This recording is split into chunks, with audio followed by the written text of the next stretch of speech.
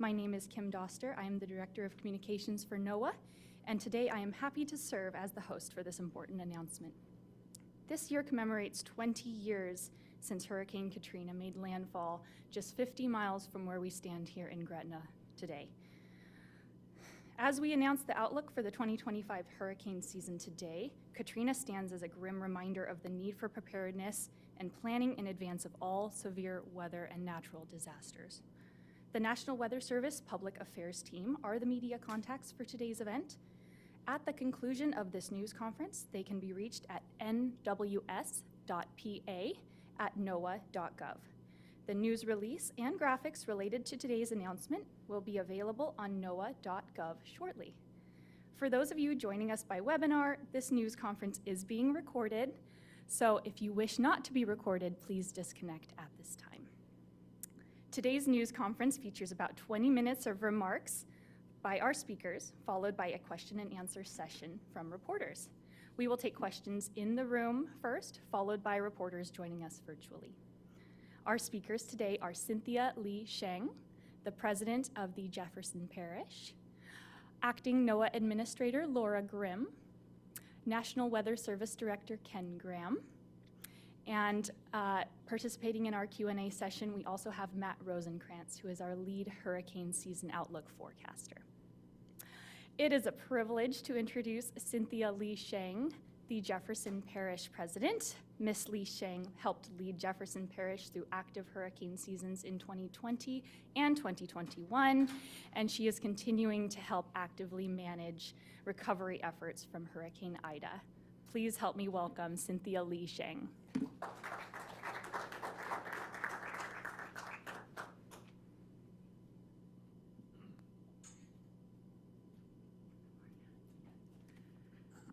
Good morning, and thank you for being here. I'm Cynthia Lee Sheng, president of Jefferson Parish, Louisiana, and on behalf of our parish, I want to welcome you to our Emergency Operations Center. We're excited to host our partners at the National Oceanic and Atmospheric Administration and the National Weather Service. Those of us who have lived in hurricane-prone areas know that NOAA's outlook is highly anticipated every year. This forecast is the framework that provides us with a first look at what we can expect, and in a way, signals the start of storm season. Here in Jefferson Parish, Louisiana, we are prepared, but while government plays a vital role, it is every citizen's responsibility to be prepared for a disaster. Preparing for a hurricane is a whole community effort, and residents and business owners are urged to do their part now by having a plan in place. The best way to thrive during a disaster is by making critical decisions beforehand. A community that is more informed and prepared will have a greater opportunity to rebound quickly from weather and climate-related events. I'd like to thank our emergency management team and all of our Jefferson Parish employees who work collectively year-round to prepare for, respond to, and recover from hurricanes. We opened this state-of-the-art Emergency Operations Center in 2011, a concrete reminder of the unified response that emerged in the aftermath of Hurricane Katrina's devastation almost 20 years ago. When Katrina barreled into the Gulf Coast in August 2005, it resulted in more than 1,800 deaths and $125 billion in damages. It also forever altered the course of state and federal disaster policy and triggered significant changes in emergency preparedness at all levels. As we mark the 20th anniversary of Hurricane Katrina and prepare for this year's hurricane season, it's important to acknowledge that our region is much better off today than we were then. In the aftermath of Hurricane Katrina, the federal government invested over $14 billion in one of the largest public works projects in history. Levees, flood walls, pumping stations, and canal closing structures were built to reduce the risk of flooding and storm surge. The state of Louisiana invested in major coastal projects for hurricane risk reduction. And our local citizens paid for major drainage upgrades, pumping stations, safe houses throughout our entire parish. In 2021, Hurricane Ida put our system to the test, and our system withstood the challenge. Due to mitigation efforts, our region did not experience the widespread flooding seen after Hurricane Katrina. It's estimated that $13 is saved for every $1 spent on mitigation efforts. Hurricane Katrina also changed the face of disaster recovery. Key agencies have learned to work together to provide assistance, coordinate efforts, and ensure efficient response. In the years since Hurricane Katrina, we have strengthened our building codes, ratified several dozen pre-placed emergency contracts that get activated during a disaster, and continuously engage in emergency response training and tabletop exercises with our staff. For instance, just this week, we held our annual public-assisted evacuation exercise to test how we would evacuate our most vulnerable residents ahead of a hurricane, with personnel from 19 different local and state departments who will all have a role in helping our most vulnerable citizens get out of harm's way. We have learned now that when disaster strikes, everyone has a role in building back our community. And we know local and state governments like ours are doing the same things all around the country to lessen the impacts of the increasing hazards we face: rapid intensification of storms, stronger winds, more flooding. And every storm teaches us a different lesson. I want to thank our many partners at the local, state, and national level for working alongside us to stay prepared. Together, we will remain a thriving, resilient community even after disaster strikes. At this time, I'd like to turn it over to Acting NOAA Administrator Laura Grimm. Thank you very much.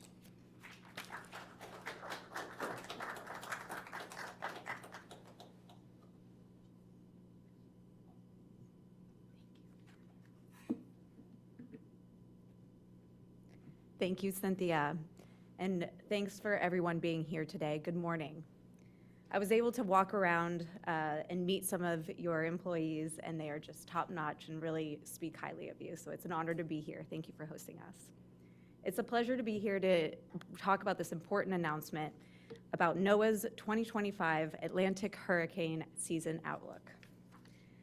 The United States is fortunate to have the world's best scientists, computer and modeling experts, and meteorologists at NOAA, who provide us with accurate forecasts of tropical storms. These experts are constantly learning from current and past weather events, such as Hurricane Katrina, which made landfall nearly 20 years ago this summer, just 50 miles where we stand here today in Gretna, Louisiana. NOAA has chosen to be here for our outlook today because at the Emergency Operations Center in Jefferson Parish to commemorate the 20 years since one of the worst natural disasters in U.S. history. In 2024, inland flooding was one of the most destructive forces during the hurricane season, with rainfall totals from Hurricane Helene exceeding 30 inches in communities located hundreds of miles from the coast. These storms are a stark reminder about how vital it is to prepare for the upcoming hurricane season now, before the storms begin forming in the Atlantic Basin. The Hurricane Outlook is just one preparedness tool that citizens, forecasters, and decision makers use to get ready for what lies ahead. The 2024 Hurricane Season Outlook that was issued in May last year was right on the money. The results that came in final, the named storms, the hurricanes, the major hurricanes, the accumulated cyclonic energy, or ACE, all fell within NOAA's predicted ranges. With that in mind, I want to recognize the incredible work and the dedication of the experts at the National Weather Service involved in both preparing this year's outlook and supporting the service operations day in and day out. Your work continues to save lives, and you inform and prepare communities each year ahead of these storms.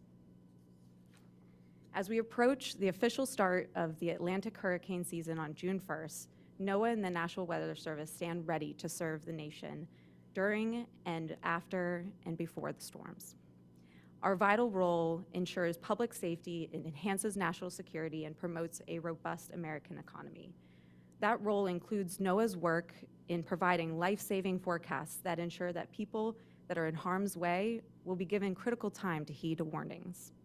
Throughout the hurricane season, forecasters with the National Weather Service will continue to issue timely and accurate forecasts for all expected hazards, from storm surge to high winds to tornadoes to inland flooding. Experts at NOAA's National Ocean Service stand ready to assist the Weather Service, providing critical disaster response and real-time storm surge information. They also provide information to ensure our waterways and our shipping lanes are accessible in the wake of a hurricane to quickly facilitate the flow of commerce. They deliver aerial imagery to ensure emergency responders and local decision makers have the information that they need to rapidly deploy the resources that are hit the hardest areas. The NOAA hurricane hunters are prepared to fly their P3 and G4 aircraft into and around hurricanes, with researchers on board collecting invaluable data that helps forecasters make accurate predictions and gives scientists a better understanding of storm processes. To improve the understanding and prediction of how hurricanes intensify, NOAA research, in partnership with Cooperative Institute Marine and Atmospheric Studies at the University of Miami, are deploying new small aircraft drone systems, atmospheric profilers, and underwater gliders. These new technologies continue to advance our knowledge of hurricanes, fill critical data gaps, and improve the hurricane forecast accuracy. NOAA is also modernizing and upgrading its tropical atmospheric ocean buoy array with new capabilities, upgraded instrumentation, more strategic placement of the buoys, and higher frequency operations. Data from these buoys are used to forecast El Nino and La Nina, which influence hurricane activity. NOAA's model, the Hurricane Analysis Forecast System, or HAFS, will undergo an upgrade this season that is expected to further improve tracking of forecasts, which is critical for evacuation efforts. The upgraded model is expected to improve forecasts of rapid intensification. So when a storm winds increase 35 miles per hour within just 24 hours. And that's important as rapidly intensifying hurricanes can be some of the most devastating storms to our coastal communities. NOAA's researchers will also continue to enhance HAFS this season by testing a new multi-storm model capable of zooming in on multiple tropical cyclones to better understand how the energy of these storms impact each other. We are seeing that tropical storms, even hundreds or thousands of miles away, can influence each other. This season, NOAA's National Hurricane Center will use an updated hazard services application by the NOAA's Global Systems Lab to issue storm surge watches and warnings, which alert people of flooding caused by storms. Storm surge accounts for 50% of the fatalities of U.S. tropical cyclones. The National Hurricane Center will also provide a RIP current risk map, which there's storm activities whenever there's storm activities in the tropics. The map is uses the data from the National Weather Service forecast offices. Swells from distant hurricanes can cause dangerous surf and RIP conditions along our U.S. coastline. NOAA's Global Tropical Hazards Outlook has been extended from 2 weeks to 3 weeks, providing additional time for preparation and response.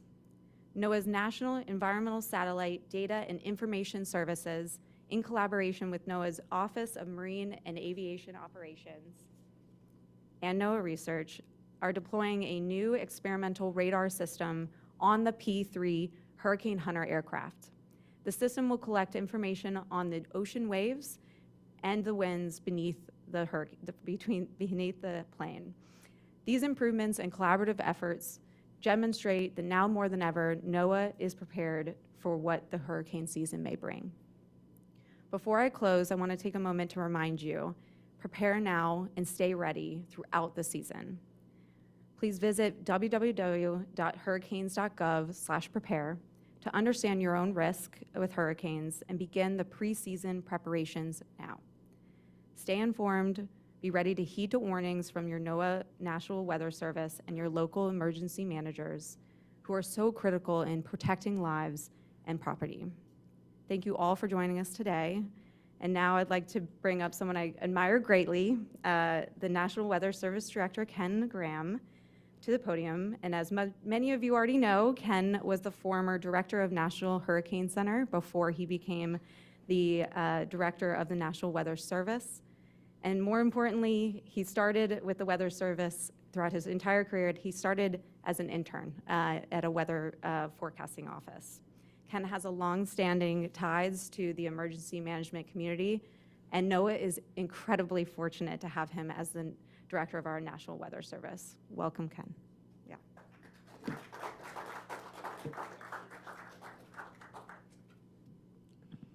All right, thank you, Laura. That was incredible introduction. I appreciate that. Thanks for those remarks. Those are great remarks from Laura, our acting at NOAA, and appreciate it. And just wanted to thank Laura also separately just for your support, because I can tell you supporting us at the Weather Service is important to communities and saving lives, and Laura's been on our side and really helping us out, so it's just really appreciated. And Matt Rosencrantz right there, I just want to be clear, I always do this. He's the brains behind all this. The guy right here. So the whole forecast, everything, he's the one that does it. And every time I call him out, he says it's a whole team. So to you and your whole team, thank you just so much for all this. We have a couple other people that, Mike Steele is in the room right there. He's from the Governor's Office of Homeland Security. So Mike, thank you for being here. And Mike Buchanan, the meteorologist in charge at the National Weather Service here. So just happy to have you here, Mike. So for Madam President, thanks for those remarks as well. That was wonderful. And Joe, Director Valiente, look, we go way back. We've had a few storms together over the years. So just appreciate all your service to the parish and beyond. Jefferson Parish is a model for all, I would think so. Jefferson Parish really is a model for the state and the country. So just appreciate all that. So look, it's great to be home. It's great to be home here in Louisiana. We landed. I just felt it. I just felt it right away. And I wanted to, you look at the 20th anniversary of Katrina. On Sunday, August 28th, 2005, at 10:11 a.m., the National Weather Service Weather Forecast Office in New Orleans issued the following statement. Just take it in. Most of the area will be uninhabitable for weeks, perhaps longer. Airborne debris will be widespread. Persons, pets, livestock exposed to the winds will face certain death if struck. Power outages will last for weeks. Water shortages will make human suffering incredible by modern standards. Feel that? That went out on that day from the National Weather Service. And then you look back at the history and what happened. That was such an ominous call to action issued by the office 20 years ago this summer. Shortly after the product was issued, the city of New Orleans issued the first mandatory evacuation for the city. And I remember being at the Slidell office. We siphoned diesel fuel into ambulances trying to make their way to Shreveport. Trying to get diesel fuel into the ambulances. We were also helping our own employees, the Weather Service employees, no employees. We work in these communities. So we're part of these communities when they get hit. And we helped our own get through that whole thing. And many of our employees lost their homes. We had 2 employees lost members of their family. So it's interesting to, for NOAA in all these communities, that's our strength being everywhere in these communities. Look, we've been busy since then. I mean, think about the modeling. Laura mentioned the incredible HAFS model. The modeling has never been better. Our service has never been better. Our ability to serve this country has never been better, and it will be this season as well. Just amazing. So since this devastation and Katrina, NOAA and the Weather Service, we've made incredible strides. I mean, you just look at how far we've come, the lead times, the accuracy, hurricane forecasting, as well as storm surge watches and warnings. All that's taken place since Katrina. We've really got better at focusing on the actual hazards themselves. Saffir-Simpson, remember, wind scale is wind. So we've separated storm surge out of that. We've separated flooding out of that. We've separated tornadoes out of that. We've separated the hazards out of that Saffir-Simpson scale with a precision that's unprecedented. Half of fatalities back then were because of storm surge, and we've reduced that. We've done an incredible amount of work to get the watches and warnings for storm surge and being able to highlight that to reduce that number. Here's a few stats. Go back, think about this. 2005, our models had an average day 5 track error about 460 miles. Today it's 200. Think about that. 5 days out, 460 miles, that's your forecast. And we've narrowed that down to 5 days to 200 miles. Incredible. 2020, 5-day forecast is accurate as a 3-day forecast in 2005. It's a game changer for emergency management, game changer for this country. What does it mean? Well, 30, 40, 50 miles makes the difference in an evacuation.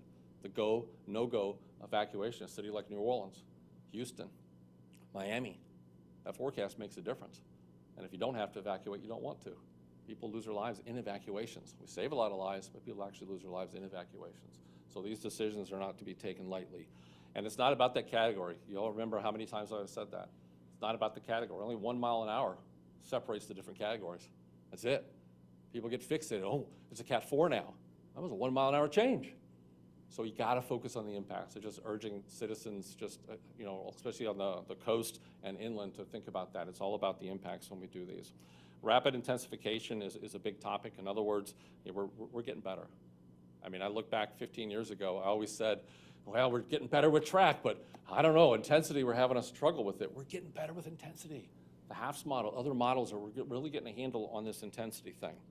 So you really think about how we're doing that. And HFIP, I mean, you think about the Hurricane Forecast Improvement Project, what an incredible advance that has been. And really look at the last 10 years, we've actually been able to make the track intensity as much as 40 to 45% better in the last decade. It's absolutely incredible. The HFIP program, think about the research to operations that we've had across NOAA. It's a whole NOAA effort. It's amazing the whole NOAA family comes together with these things, and the amount of damage and loss of life that's been prevented because of HFIP is staggering. University of Miami came up with a study and calculated the improvements from 2007 to 2020 led to a cost avoidance of $60 billion. That's NOAA at work. That's NOAA at work right there. And we saw the forecast improvements firsthand in 2024.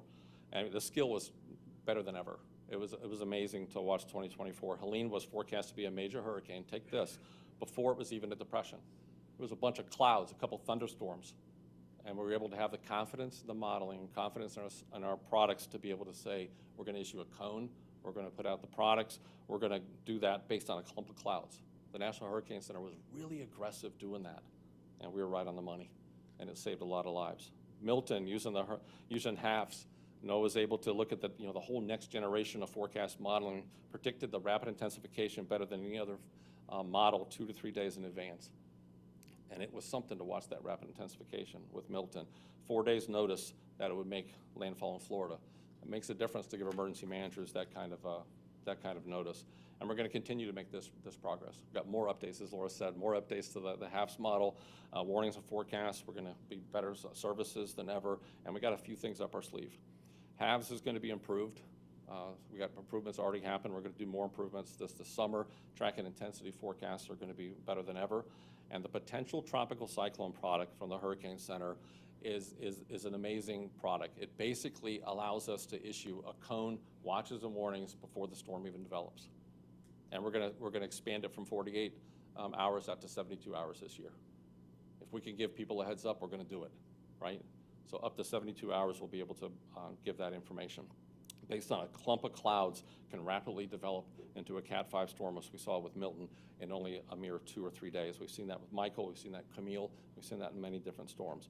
We can now give emergency managers, can you imagine, Joe, 72 hours notice on something that's not even there? Yeah, not bad, you'll take it. Joe will take it before arrival. The strongest hurricanes are the ones that develop the fastest. Ready for this stat? I may repeat it more than once. Every Category 5 storm that's ever hit this country was a tropical storm or less 3 days prior. Take it in. If you don't get goosebumps, then I'll repeat it and give you goosebumps. Every Cat 5 that hit this country was a tropical storm or less 3 days prior. The big ones that hit this country are fast. That's why the preparedness we're talking about today, you got to have the plan early because the big ones are really quick, okay? So having that potential tropical cyclone gives us that extra time. We're also updating the forecast cone. It'll be operational this year. It was experimental last year. It's operational this year. And we're really trying to change the cone because that was the #1 question I got at the Hurricane Center director. What are you going to do with this cone? It's like, well, what are you going to do? There's no perfect solution with some of this, but we're trying. So with the cone, the better we get, the smaller the cone. And now we're adding the inland watches and warnings, so you can see that it's not just the cone. You're going to see the watches and warnings outside that cone and well inland. That's going to help the public be able to see this. It isn't just right there at the cone. The impacts are well outside the cone. And please remember what the cone is. We got to keep reminding the public. Every media outlet watching today, please help us remind to the public that the impacts are well outside the cone. The cone is a cone of error. It's where we expect the center of the storm to be 2/3 of the time. So 1/3 of the time it's outside the cone. So we've got to remember that. And this year we did such a great job with the forecast, the cone got smaller this year. So the better we do, the smaller the cone. It's based on the last 5 years of error. All right, so really we're looking at upgrades to the inland flooding. I mean, the water's the biggest killer in these things, but fatalities are the highest. Over the years, I've seen so many cases where the inland flooding causes more fatalities than on the coast. because we're evacuating for surge. You look at Camille, you look at Ida, the impacts and fatalities in Virginia and New York City from flooding were significant, catastrophic. Okay, even a storm on the Gulf Coast, you have to convince somebody inland you're going to have big impacts, and it's not easy from a social science standpoint. So we've done a lot of work on storm surge. We're going to really look at inland flooding, and we're evacuating this country for a storm surge. We need to really start looking at the inland flooding and how we're going to do that. Laura mentioned something important. You ready for this? We've done so much work in storm surge, we're actually losing more people to rip currents than we are storm surge. What a stat. We worked hard to reduce the storm surge fatalities, and now we're going to work on the rip currents and also keep on going with the inland flooding. And that's why the Hurricane Center is going to issue that new product for rip currents. It's a big one. All right, the other part of it is, NOAA's working really hard on flood inundation mapping, and we're going to have the whole country modeled by 2026. Why is this important? We can actually give an information and graphic on what's going to flood days before the flood.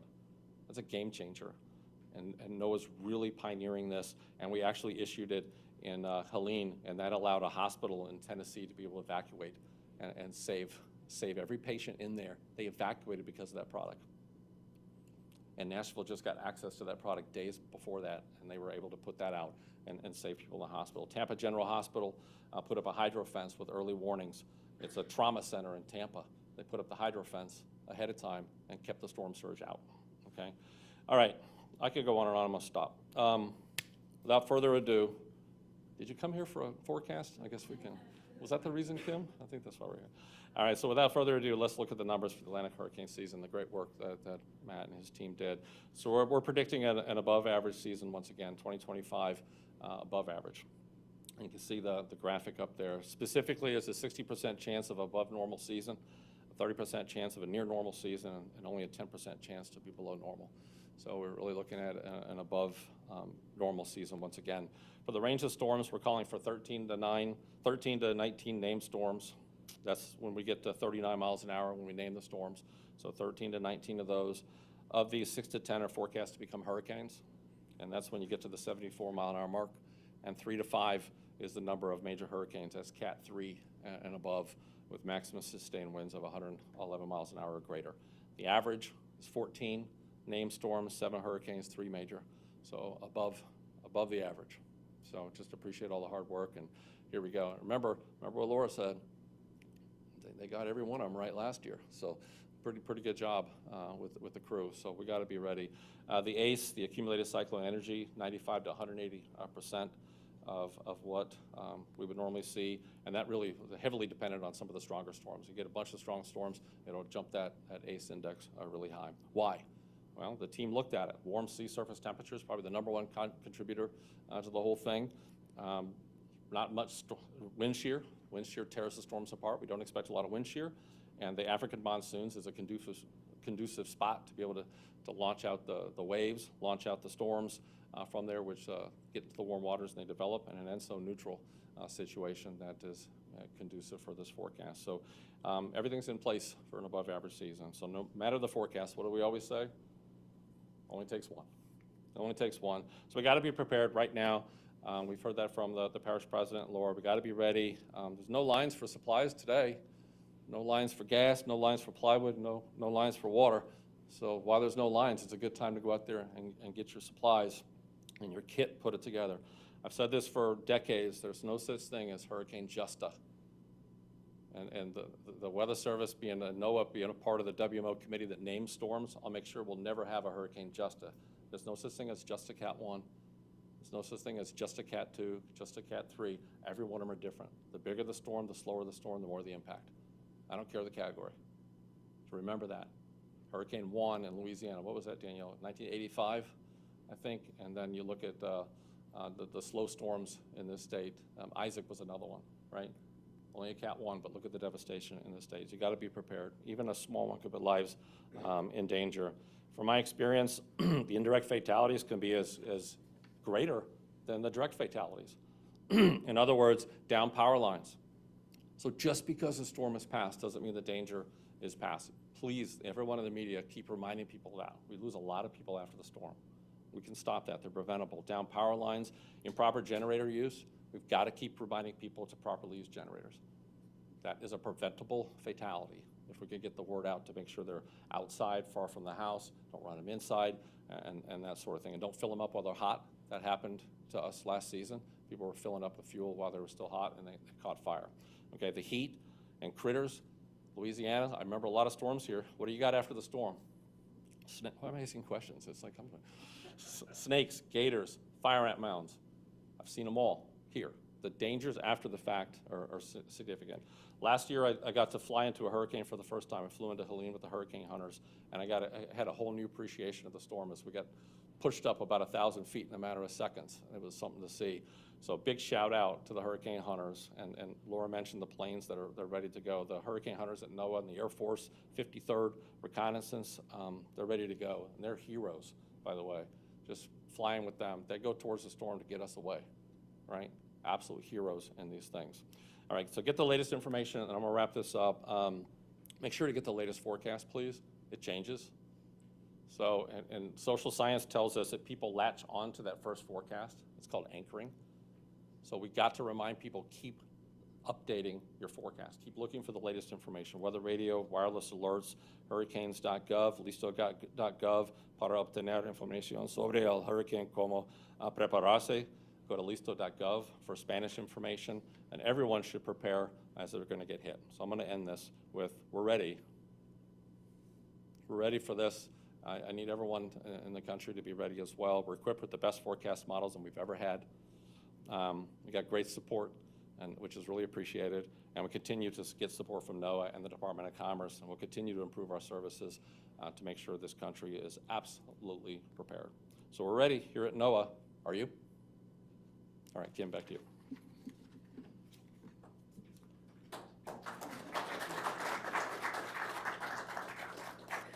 Thank you, Ken, for that outlook. We will move on to our Q&A portion of the event. In the remaining time that we have, we will take reporter questions, first from our in-room reporters, and then followed by our virtual attendees if time allows.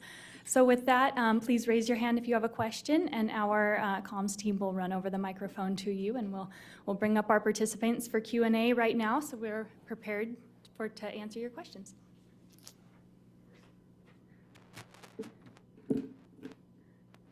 Yes, go ahead.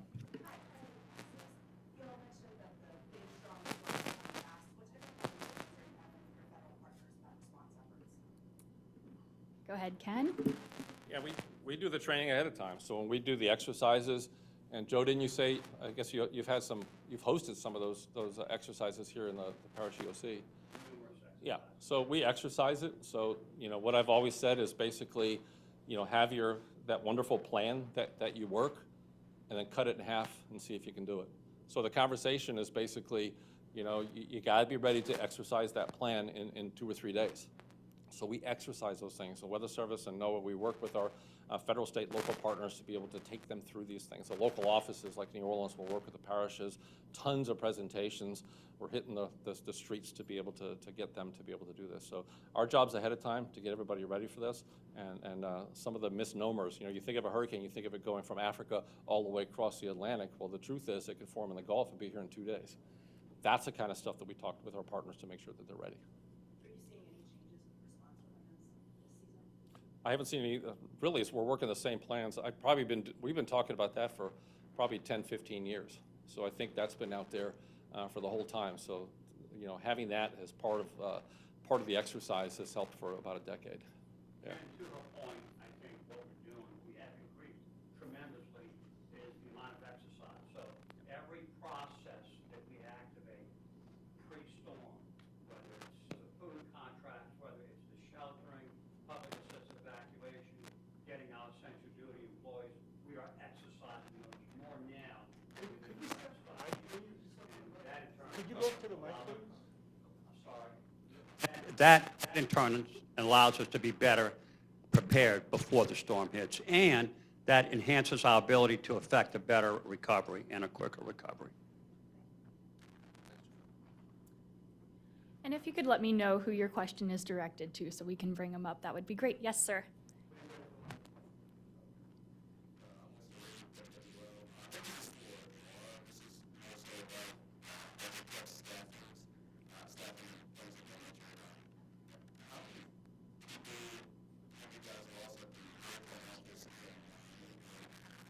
or other offices and those that are understaffed? Thank you for your thoughtful question. So the Hurricane Center is fully staffed up and we're ready to go. Weather prediction, forecasting, modeling is a top priority of ours. We, have the new HAFs, which was outperforming the other hurricane models. We've got GOES East is operational just of last month, providing satellite data that is feeding into the modeling system. So we are ready to go, really excited and definitely fully supportive of it. Thank you. Just a quick follow-up. So you're saying that you haven't had any major cuts over at the Miami office? I'm going to direct any, very specific questions to our public affairs team, just to make sure that the focus of this is on the hurricane outlook. Thank you so much. Yes, in the bright blue shirt here. The WP partners. What's the next step?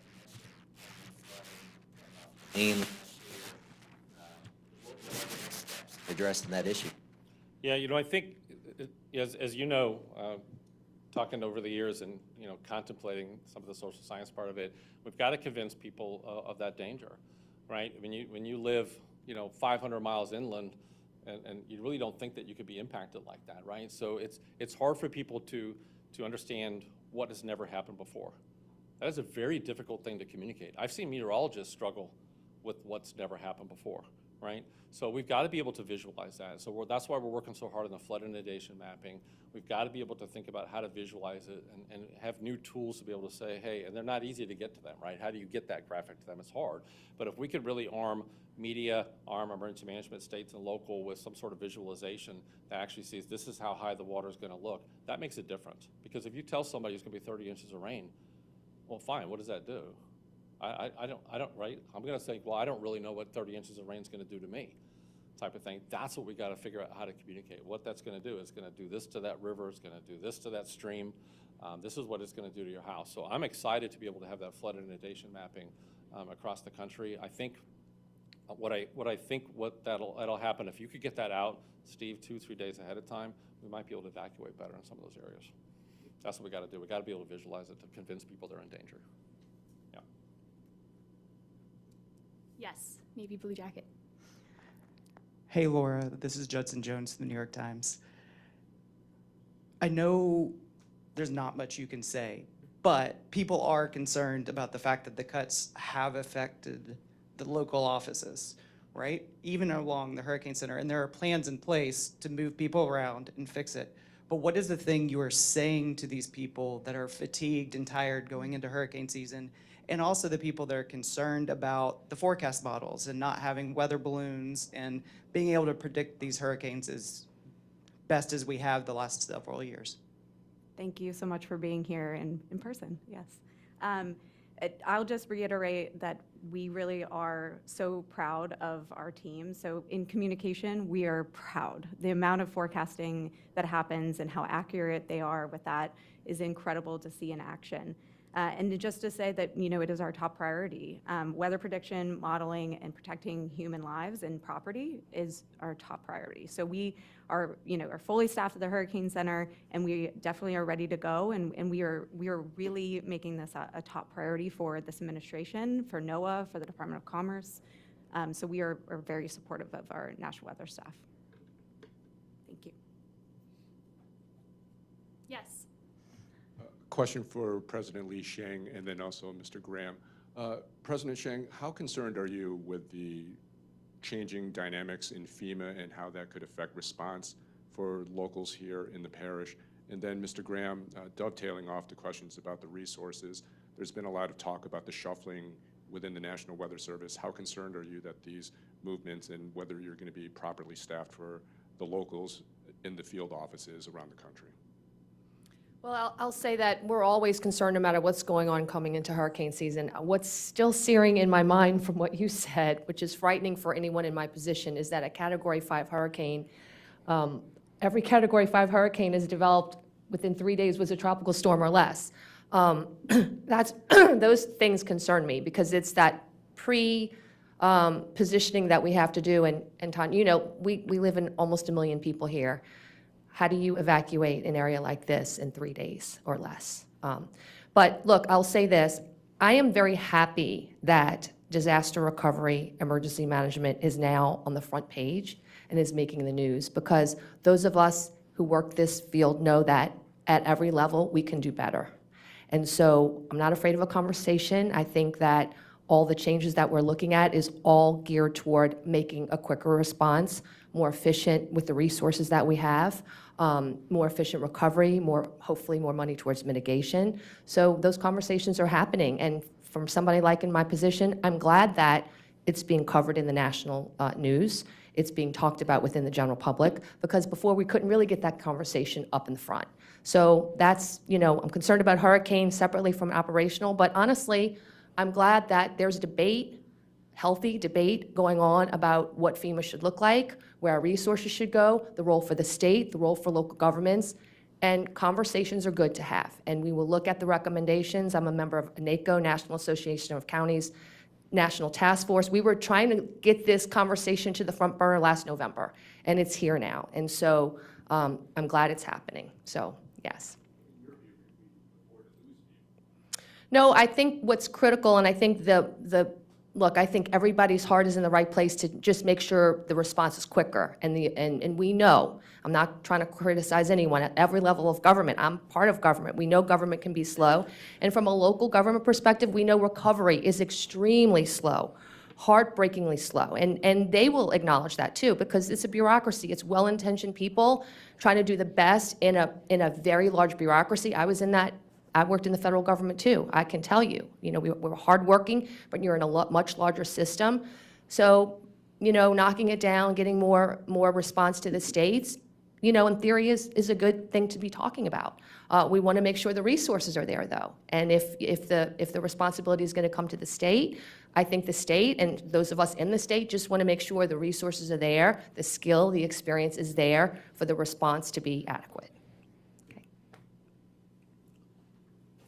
Okay, the second part of that is, you know, as Laura said, you know, the Hurricane Center is fully staffed.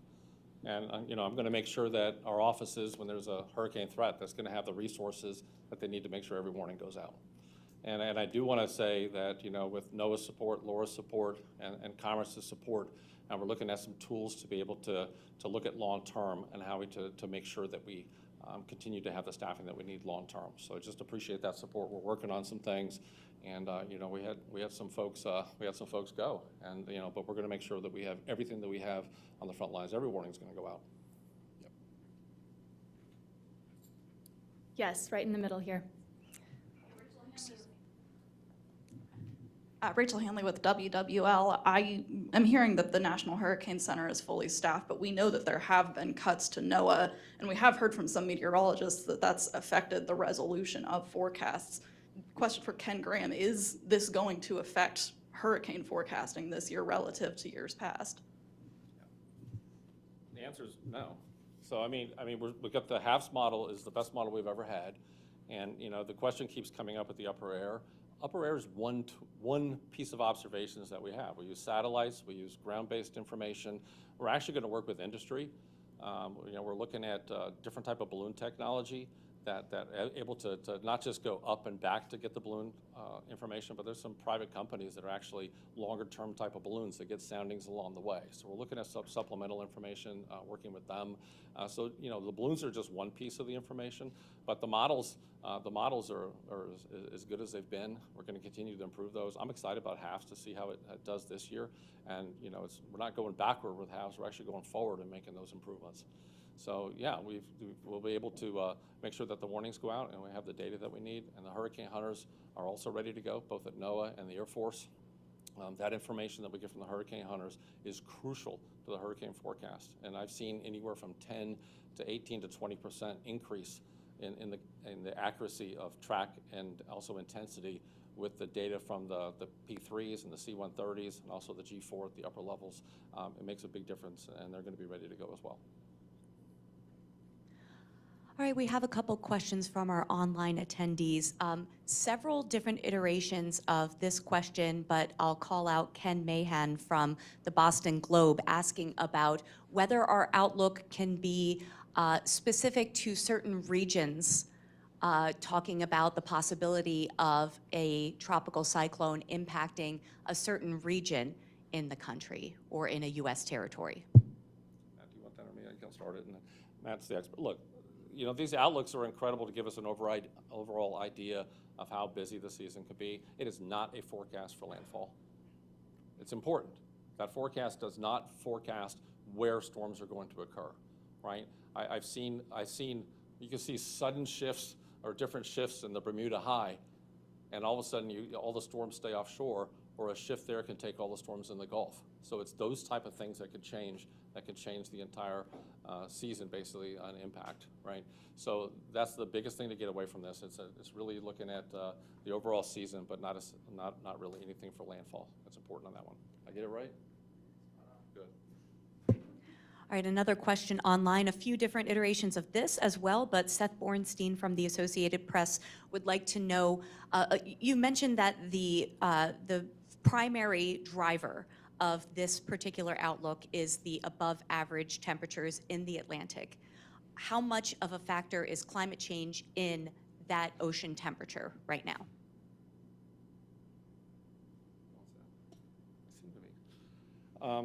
Look, you got, you know, when you have a planet that's warmer, you look at the ocean temperatures could be impacted by that. So yeah, and really the warmer ocean temperatures is really consistent with us being in a more active season, more active period of time, more active era associated with the hurricane activity.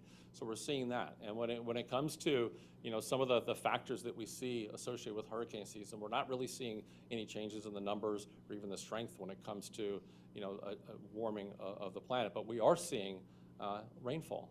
We're seeing heavier rainfall rates. And, you know, you go to these communities, you're seeing some of the rainfall, warmer planet. The atmosphere holds more moisture. So you are seeing a situation where some of the rainfall rates are higher, and that's, once again, I stressed water huge in my comments.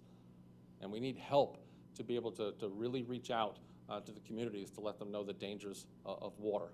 Inland, coastal, the rainfall is heavy year-round. We're seeing some of these floods, and we're hearing from more and more communities. It's like, wow, I've lived here my whole life. I've never seen some of these rainfall rates like that. So we are seeing, that's the biggest evidence that we see associated with the tropical seasons, just really looking at that heavy rainfall. And we got to be really prepared for that. And you got more people on the coast. A lot more people have moved to the coast.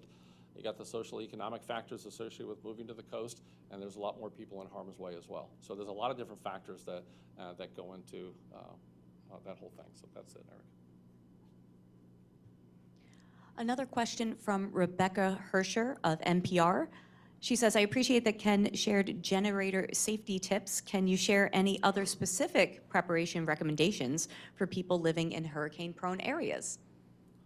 You know, getting ready for hurricane season, you know, it's easy to say just have a kit, right? Not everybody has the ability to get a kit. So I think the number one thing to do before hurricane season is know your threat. Are you living on a river or a bayou, since I'm here, right? Does it flood? The rivers and bayous, they flow backward. The water pushes up from storm surge. There's places that you don't normally expect to flood. This water flows backward into these channels and floods people that may not have flooded before. So know your threat. If you're along a river, along a bayou, you know to prepare for that flooding. The other ones, look around your house. Look at the trees.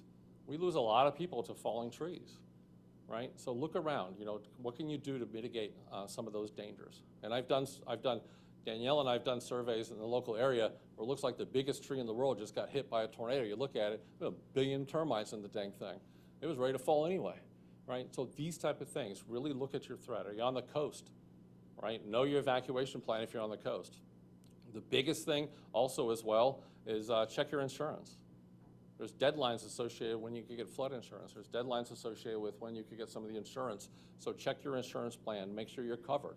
Right? There's different types of insurance depending on where you live along the coast or inland. The number one thing, depend on your emergency manager. Let me tell you, these emergency managers are some of the most amazing, dedicated people across this whole country to keep people safe. Listen to them. I've seen it 1,000,000 times. The information that the emergency managers are getting and the parish president making the call on evacuations comes from us. It's our forecast. We actually provide impact-based decision support. You know, we're eye to eye with them. So we'll have somebody in the EOC, we'll have somebody doing the briefing several times a day. So everything that they do is based on science, everything that they do is based on what we're doing. So the emergency managers and NOAA and the Weather Service, we're tight, right? So listen to them. The number one thing is just make sure you know where to get information. And here's the last bit of advice. If you don't know what to do, ask.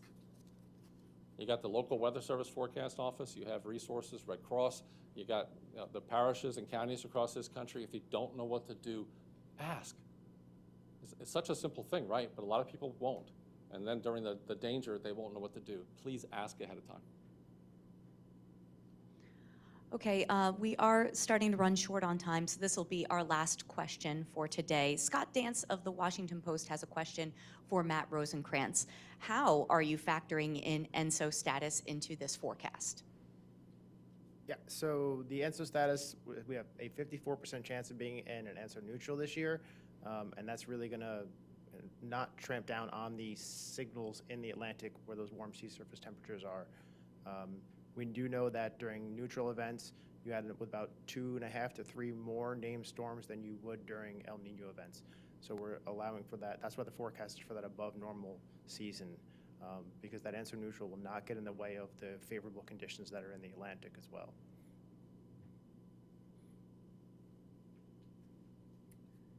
All right, that concludes our press conference for today. And once again, I'd like to remind you that all materials, all the graphic slides are available on NOAA.gov for your reference. Again, the press team can be reached at nws.pa@noaa.gov. And thank you very much for joining us today. Have a great day.